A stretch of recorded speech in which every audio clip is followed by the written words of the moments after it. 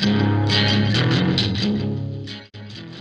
guys, welcome back to the Moco Music Podcast, sponsored by MCPLive.tv. Today we are in BE Winery in beautiful downtown Conroe. It's a gorgeous day.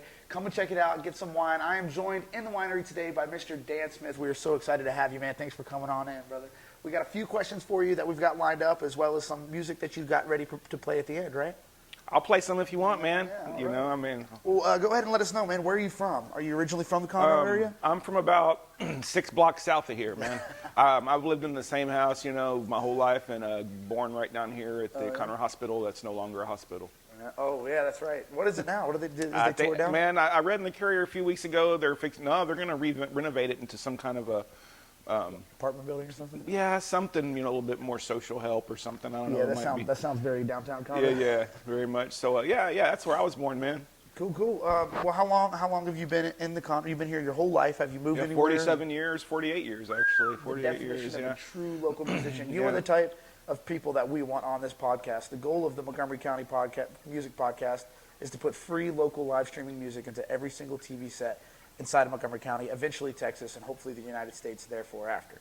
But I know that you've been playing. You host an open mic here in town. I ask a lot of these musicians kind of the same questions, but I feel like I'm going to come in with you at a different angle here. You know so many venues. You've been playing for so long. I know you got your CD out, and it's absolutely wonderful. Go give it a listen. We're going to drop it in the description below. We're going to drop a link to his page. You can probably find your music on his page. What is your favorite venue other than Corner Pub? I know we have a little bit of a favorite for Corner Pub, but other than Corner Pub, what would you say is your favorite place to go out and play for the live locals? Man, you know, and I hate to say this, it's kind of all about me, but there's something standing right there on the lake at Wolfie's when you're standing there and the boats are going by on you and the bikinis are walking up and stuff. There's just something about playing out there, and maybe the sound's not the best because, you know, outdoor sound on a patio, but it's a beautiful place to play. Of course, Do-Si-Do, man, I can't really not mention the Do-Si-Do because they've done a lot of different stuff. Hey, it's Alan and them. They're going to join in and watch the podcast. We're going to have some guests in here today, man. And the Renaissance Festival.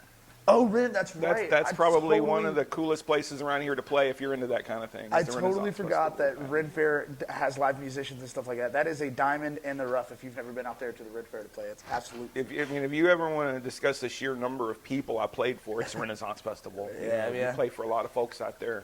You know. I think that's probably one of the bigger venues. You know, I see a lot of the local stages and stuff, and I think that you and your lady would do really well. I mean, I've never gotten to see you guys play out there, but I've got to make that a point this year. Do you do both festivals or just? So we do the Renaissance Festival here with the Shinyatta Belly Dance Show. There's an outdoor belly dance show. That's the Gypsy Dance Theater. Great show. They've been around for 40 years, I'm sure, 40 years. And then there's the Shinyatta show that's been out there since, I think, 2010 is when we started out there. And started on the tower stage, then moved indoors. So we're the indoor belly dance show, but yeah. Well, so do you do the belly dancing? Is that all you? No, not really. I mean, I'll dance around with my guitar. I don't think I've ever seen a guy. I stand in the room with my guitar. You know, it's kind of funny because I was going to get you on the table and give us a little preview. If I'm not holding an instrument to hide behind, I'm kind of a puss, man. You know, like even karaoke. If I do karaoke, I just I'll sing the same songs I sing with my guitar at the pub. You know. But if I'm on karaoke, I'm just like, you know, and can barely. And so put a guitar on my hands or something, and I can do all the dancing and all that. But no, the ladies handle it. And I'll be honest, that's kind of one reason I like that show because, you know, when you do something like your own show, you're kind of the focus. And so there's kind of a different role you sort of have to fill. I mean, when you've got nothing to do but just concentrate on what you play, no one's watching you really. I mean, they might look over, and people do talk to the band. It just gives you a different kind of freedom as a musician to get into a different space, you know. Yeah, that's absolutely. I don't think I really know what that's like because every band that I've played in has just ended terribly and not worked, and the chemistry wasn't that great. There was one band that I was in that was really good. It was called Plain Colors, and we were all contract musicians. But I never, you know, I'm a singer, so I never get a chance to step behind the curtain, so to speak, or like to get behind the scenes. And I love that we're doing this because that's what I'm about, man. Like putting in the work behind the scenes to get on stage and do what it is that you love, man. See, I didn't get the confidence to do the front of stage until I was really almost 40, like 37 or 30. Yeah, I mean, I always played in, you know, the Natives Are Restless, and I would sing backups with them, or I'd play flute, whatever, but But we had two main lead singers, and we all had a shot at lead singing in a song, but that wasn't my function. And then after I wasn't playing in bands anymore and stuff, and I kind of realized, hey, if I want to get out and play music, I kind of have to do this thing. Yeah. And with doing lessons, I'd be singing to my students, and I had enough compliment me. I was like, okay, I'm going to go ahead and try to work on this some more and put it out there. And so I was almost 40 when I started fronting. That's really cool, because we had a guy that was in here, Orion Burroughs, right? Oh, yeah. He started playing, 3 years prior to him getting to where he is today. And just the level of progression that you see happen like that when you get up on stage and you start singing, it's like it's a sink or swim, Yeah. Like when you're up there, you can lose a crowd like that, or you can win them over like that. And I know you play a ton. How many instruments do you play? What instruments do you play? Man, you play a whole bunch. How long do we have on this podcast? To be honest, Harley, man, I'm kind of the answer. If I give you a solid answer, I would, because they're a lot of them are kind of similar, like mandolin and bouzouki and guitar. I mean, there's a lot of similarities, even though you have to learn different shapes to play them. So, I play most of the fretted string stuff. That's the normal stuff, the guitars and the basses and the mandolins and the banjos, but not great, huh? Isn't the violin and the mandolin the same tuning? Yeah, they are. And I play a violin, and it sounds like a person that never plays playing a violin, because the tone on those, the tone is so amazing on a good violin. But no, the string instruments, the fretted stuff. I play the flute and the trombone and a few brass things. Yeah, I love it when you pick a lot of percussion. I consider the loop pedal to be its own instrument, man. To use that efficiently and effectively, you got to practice with it just like a guitar. I mean, you got to sit there and learn how to use that thing. So I actually consider that an instrument, but I don't know, man. Harmonicas. I mean, I'm not trying to evade your question. We'll say 20. It's a hard one to we'll answer. say 20. We'll say 20. Give or take 10. But I also want to be honest, man. From being just a general musician. Like when I say I play the flute, if you take an actual flautist that plays every day, you're going to hear a huge difference. Oh, yeah. They're going to, I can play the flute in C and G and F. And then you put me in the key of E major, I'm not going to be a very good flautist. So I can solo better on guitar. I kind of dabble in stuff. And I think because I'm confident when I do it, people just assume I play it well. And it's no, I play that song well, but I got you. You put me in a certain situation, I'm not going to be very good. Yeah, yeah. No, I'm sincerely lacking in that part, or seriously lacking in that department, man. I need to get my musicianship and my theory skills up for sure. And I know you give lessons, don't you? Yes, sir. Yeah, where do you teach lessons? So mainly right here at the Music and Arts, right down the street. Yeah, I seen you in there. It started as the Music Center back in the '80s, and I started on there in 2001 at the Music Center, and that's when it was still on Fraser. It had already moved from Gladstone. And then we moved from Fraser over to the building we're in now, over off of Dallas Street. Dallas, yeah. And I've been there since 2001. I go in there every Tuesday to grab a pack of strings, man. I think I saw you in there one time before Christmas. You were getting your wife a drum set. I was in there teaching. You've seen me teaching in there a couple of times, way over the counters. But you get in that little cubicle, you don't get a whole lot of time to visit outside the room, you know. But I love teaching, man. It's awesome. I got to ask, man, how has COVID affected your teaching? So, I guess right off the top, put a number on the game. It probably cut me to about 30% for a while on my actual number of students. I was running pretty close to roughly 50 a week is kind of the average I like to try to keep. I'm built back up to just over 40 right now, so I'm getting close again. Bouncing back. But it probably cut me down, whatever 30% of 50 is. I'm not real good, but I can tell you the money on it. I made about 30%, but my wife she works in an emergency clinic over here, the animal clinic, and so she was able to keep us going until I got reestablished. That's awesome. And a few people, because of COVID and the store closed. It closed all the way down at first, and we did Zoom lessons online. Yeah. But as you can imagine, I mean, it's just not the same for people. So I had a few students that gave it a shot and tried to do the Zoom. Yeah. And some stuck with it, but not many. And a few came on to Zoom. But, here we are, 2021. There are people that know how to use the internet for their lessons. They've already established themselves pretty well. Yeah. And I'm kind of the guy that's in the room. I'm not, I love tech. I'm a face-to-face guy. Yeah, that's kind of where I need to move your finger when it's wrong. Yeah, and it's hard to do it online. It really is. All the complaining and bitching you've heard teachers do, it's all real. Yeah. It's all true. It's hard to teach online. So I'm getting back up. I'm about 85% of my old clientele. But people were bringing me into their homes. So where I wasn't maybe having as many students, I was doing a one-on-one for a little while with people, and that kind of kept me rolling. And that's good, right? That's one good thing about our community is they take care of you. Yeah. I mean, the Conroe has such a strong music presence and community, and that's actually the main reason why I decided to put some roots down here in Conroe. Is, you know, you don't have to deal with the garbage you deal with in Austin, and you don't have to deal with the hectic lifestyle you deal with in Houston. And Conroe just seems to be that good, comfortable medium for me. But I know we talked about your teaching, talked about where you're from. I got to ask, you talked about some venues. What's your favorite local right now? Do you have your eyes on anybody that's up and coming? Like in the area, if you maybe got somebody you want to shout out. I guess if you want to talk about just record, because I don't want to necessarily put myself just in the space of people I see perform a lot. Yeah. As far as music I've listened to, BJ Stewart. Keep an eye on BJ, yeah. Yeah, absolutely. man, that new song he put out is phenomenal. It's awesome. He is a wicked good musician. I just wish more people would play with him. Yeah. You know, because they're missing out, man. And I see his post, and I'm like, dude, if you guys need someone to play with, BJ. He's a good shout. Well, if he keeps making music like what I listened to last night, he won't need to ask too much longer. Yeah. He'll be like, hey, can I play with that song with you? Yeah, because sometimes it is about the music. You know, I don't have to like somebody. If I love their music, we can play together, man. The more I play, the less I talk anyway. You know, so I don't have to like you to jam with you. If you got some good stuff or you want to jam with my stuff. That was kind of the thing, you know, with doing this album is I was kind of trying to put a band together to do it, and then I realized, well, maybe if I just do the album and then I say, do you want to play this stuff? Then you can kind of attract the people that want to play the music you want to play. Yeah, absolutely. You know, that's just a different approach. You know, there's I've done the approach of everybody conglomerating for the music too, and that's also a great approach. You know. Yeah. But BJ, I think his music is awesome. You know, as far as people to watch live, Sean Chisholm blows me away every time I watch Sean Chisholm live. He's got that August Rush vibe, man. And now that he and Lacey are jamming together and she's singing something, that's super cool. Of course, Bill Yarbrough, who's not trying to build any kind of musical career, he's one of my favorites. And I've had people, when he starts playing, they're like, what the hell is this? And I'm like, just give it a minute. Yeah, just give it a sec. Just let him get to his thing, dude. It's awesome. And then usually within 10 minutes, they're won over. They're like, okay, this guy is pretty amazing. They're like, yeah, he's pretty awesome.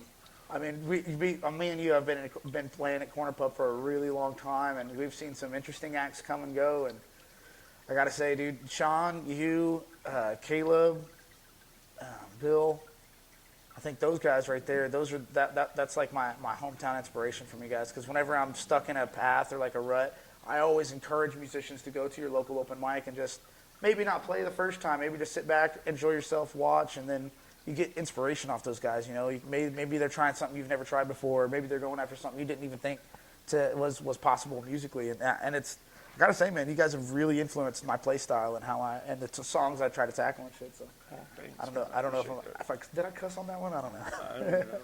I gotta watch it when we're on camera, man. I don't know. But we'll put it in beat. Take it in post. If you could, what was I gonna say? If you could pick one person, one musician in the entire span of human time that you could sit down and have a conversation with and talk about music, who would you pick? My wife. Your wife? There you go. She drums with me. She's listening. She's listening. Well, no, she's not, actually. She's probably asleep right now because she worked the overnight. Oh, Somebody's got to do the work so I can do the music. You know? Absolutely. Well, but, you know, I mean, if you mean the whole history of music, and we'll go, I know what you were truly talking about. You know where I was fishing for. Yeah, because I have conversations with my wife every day. Some of them I love, some of them, you know, it's your wife. I love her. Yeah, I know that. Dude, I don't know, man. It's hard to say because if I go into the headspace of people I just want to listen to the way they play and talk about that, man, I mean, it's probably so oversaid, but it would be Hendrix because, I mean, he walked into a place that thought he sounded like crap and changed the whole country. That's different. It's one thing to come along with distortion and use it when it's been used for 10 years, but for somebody to fail with it and come back with it and succeed with it and change the whole dichotomy of what's going on, that's pretty big. Yeah, that's good. I would say Zappa, but I didn't even think about, you know, Hendrix and how he's influenced so much. I just love Zappa. But, you know, Mark Knopfler, I think, would be super interesting to talk to as a personality, you know. Tom Petty would have been a sweet person just to sit and chat with, you know. Absolutely, man. Not in my top 10 musicians, but human beings, you know. Who's your all-time favorite musician?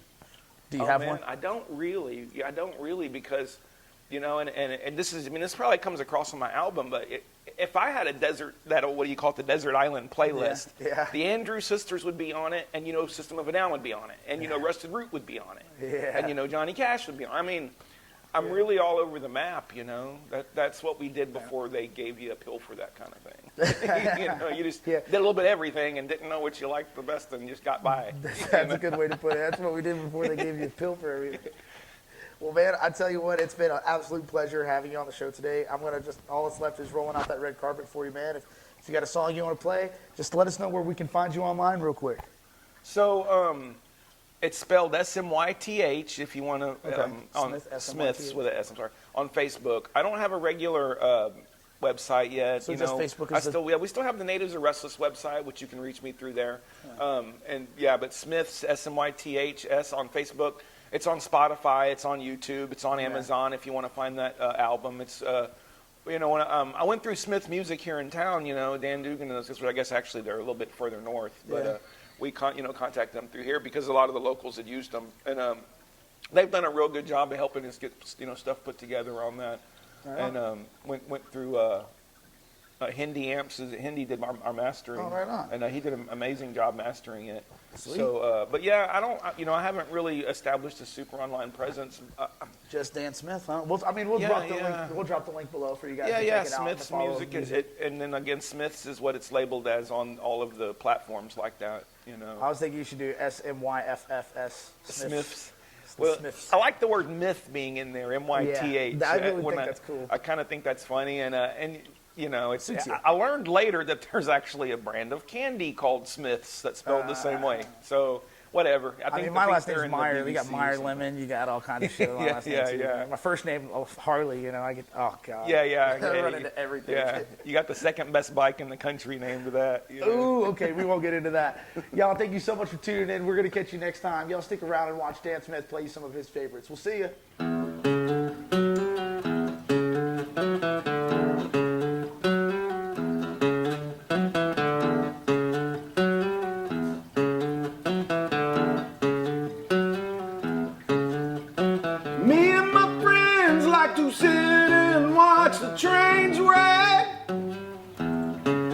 Celebrity, incredibly, radically, edibly cheesy. Horny to be corny, and we butter them up with weak sauce. Sleazy to be someone screwing someone to be sleazy. Let's go surfing now, everybody's learning how. Protected search connected line, everybody's doing time.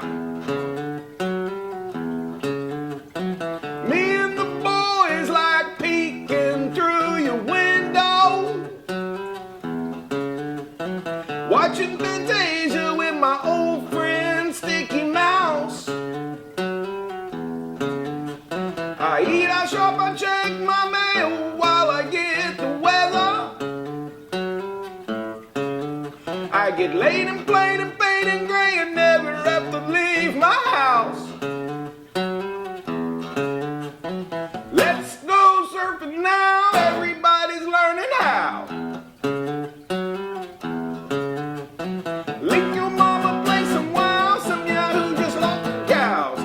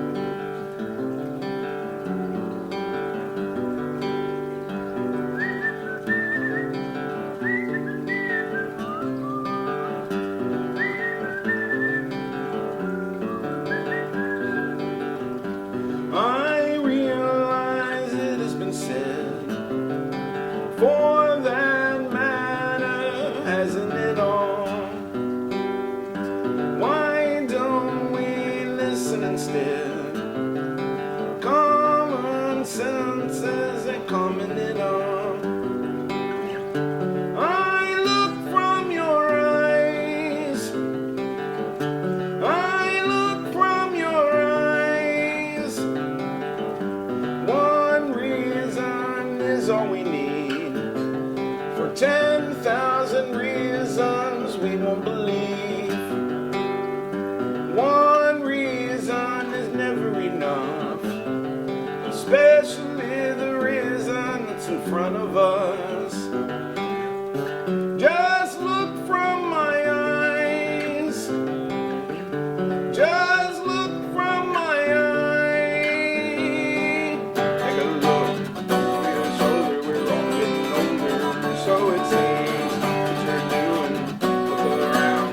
We all find the best things in life are free.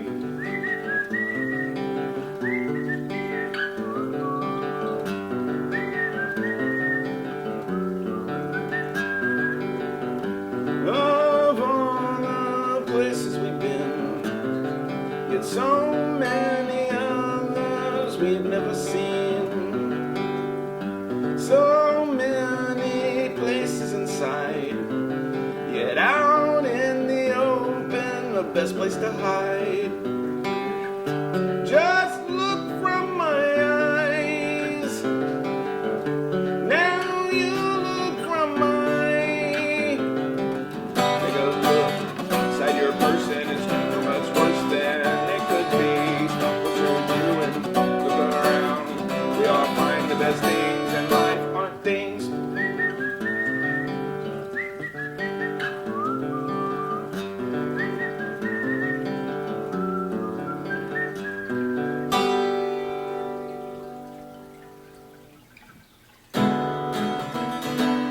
Old Natives Are Restless song.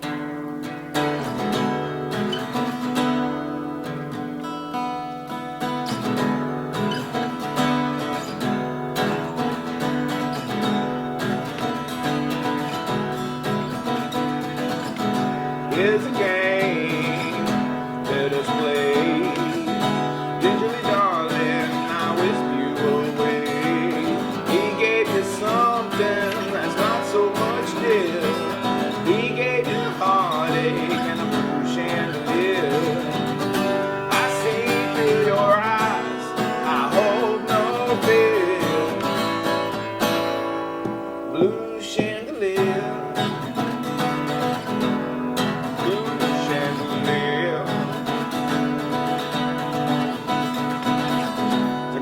Whippoorwills are singing their song. Dance with the daffodils and swirling bombs. Dig to the hills of misbegotten fear.